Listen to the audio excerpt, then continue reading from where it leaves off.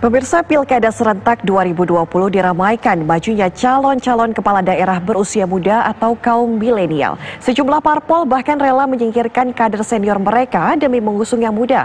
Seperti Gibran Rakabuming, Bobi Nasution, serta Rahayu Saraswati yang kebetulan adalah anggota keluarga istana. Akankah para milenial bisa dengan mulus menarik hati pemilih semulus mereka mendapatkan tiket pilkada dari parpol pengusung? Inilah laporan utama milenial mencari hoki di pilkada.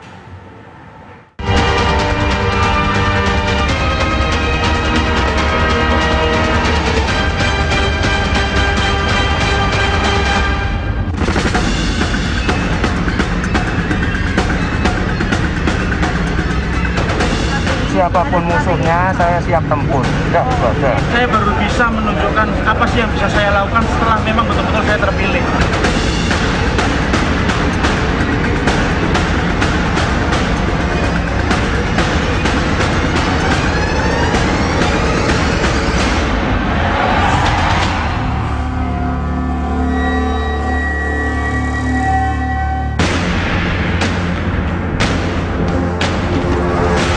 Pesta demokrasi pemilihan kepala daerah Pilkada 2020 sudah di depan mata. Sebanyak 270 daerah di tingkat kota, kabupaten, serta provinsi akan menggelar pilkada secara serentak pada 9 Desember nanti. Sejumlah partai politik juga telah mengumumkan nama-nama calon yang mereka usung untuk bertarung merebut kursi nomor 1 di pemerintahan daerah. Dan tak sedikit dari mereka yang mendapat tiket pilkada kali ini adalah sosok-sosok berusia muda atau milenial. Dalam survei kita, itu ada range antara 31,5% sampai 36,5% itu pemilih milenial seluruh Indonesia.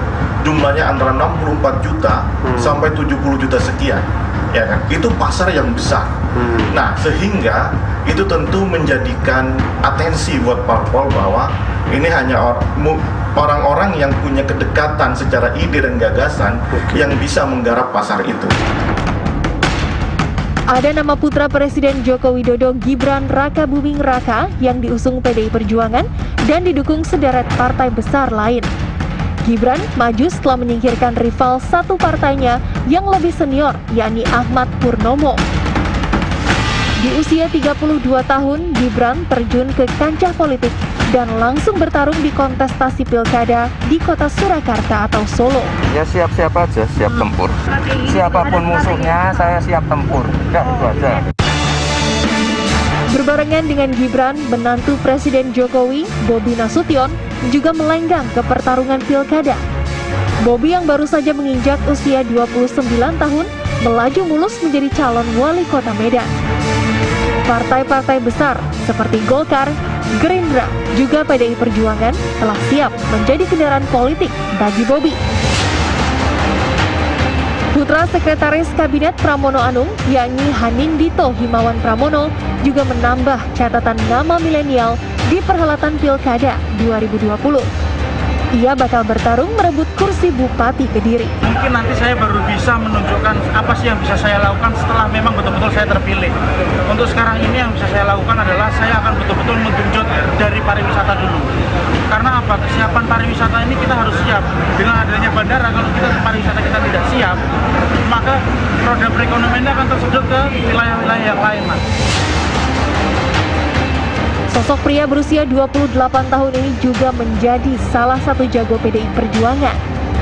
Ya, dalam pilkada kali ini, Partai Banteng menggadang-gadang kader-kader milenial yang diharapkan mampu membawa angin segar.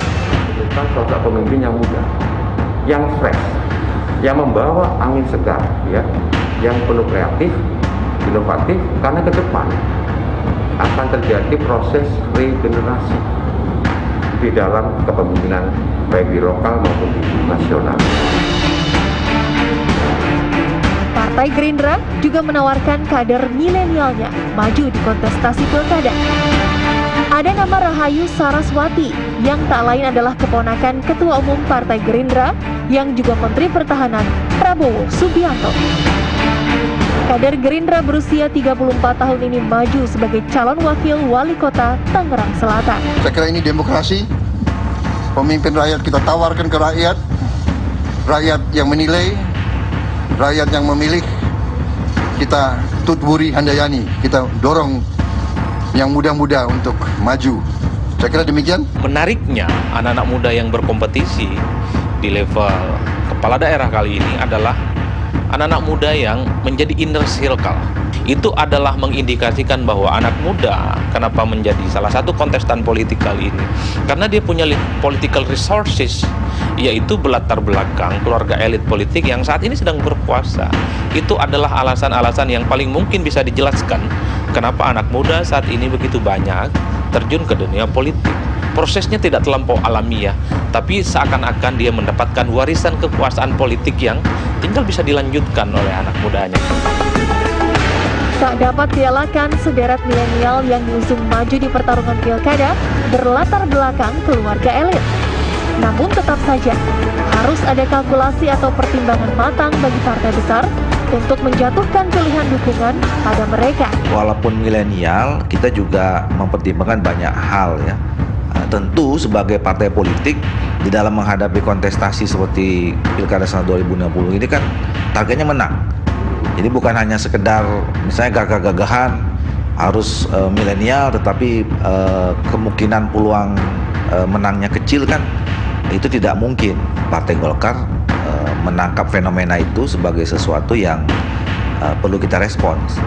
Makanya ada beberapa daerah yang kalau kita lihat juga mereka berpotensi, kita sejauh memang hal-hal yang lain, misalnya memang diukur dari elektabilitasnya baik gitu ya, terus kemudian jaringan yang sudah dibangun cukup gitu. Itu menjadi salah satu pertimbangan kami untuk mencalonkan tokoh-tokoh milenial itu. Lantas seberapa besar peluang para milenial untuk bisa diterima rakyat pemilih? Akankah mereka mampu memenangkan pertarungan di tingkat daerah? Saya yakin ada peningkatan milenial akan diminati oleh masyarakat, begitu ya. Karena apa?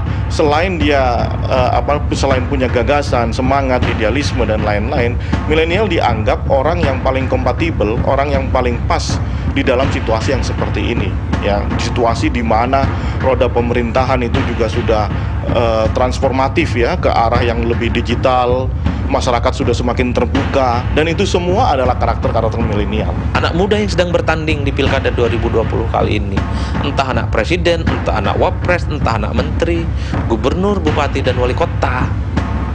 Satu kuncinya, mereka harus menjadi anak muda yang bisa bekerja dengan baik. Hanya itu yang paling mungkin bisa dibuktikan kepada rakyat. Selebihnya ya tidak ada.